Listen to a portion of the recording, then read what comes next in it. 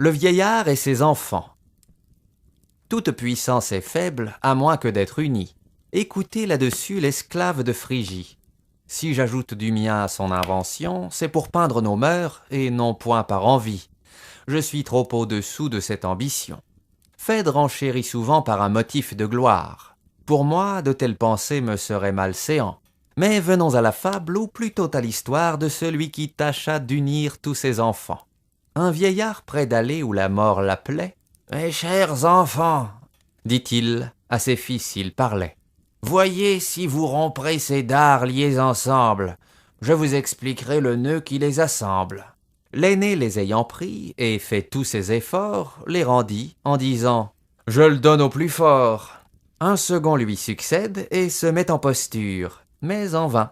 Un cadet tente aussi l'aventure. Tous perdirent leur temps, le faisceau résista. De ces dards joints ensemble, un seul ne s'éclata. « Faibles gens, dit le père, il faut que je vous montre ce que ma force peut en semblable rencontre. » On crut qu'il se moquait, on sourit, mais à tort. Il sépare les dards et les rompt sans effort. « Vous voyez, reprit-il, l'effet de la concorde. Soyez joints, mes enfants, que l'amour vous accorde. » Tant que dura son mal, il n'eut autre discours. Enfin, se sentant près de terminer ses jours, « Mes chers enfants, dit-il, je vais où sont nos pères.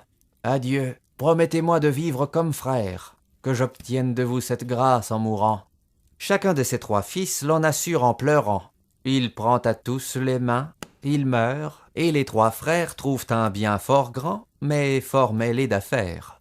Un créancier saisi, un voisin fait procès. D'abord notre trio s'en tire avec succès. Leur amitié fut courte autant qu'elle était rare. Le sang les avait joints, l'intérêt les sépare. L'ambition, l'envie, avec les consultants, dans la succession, entrent en même temps.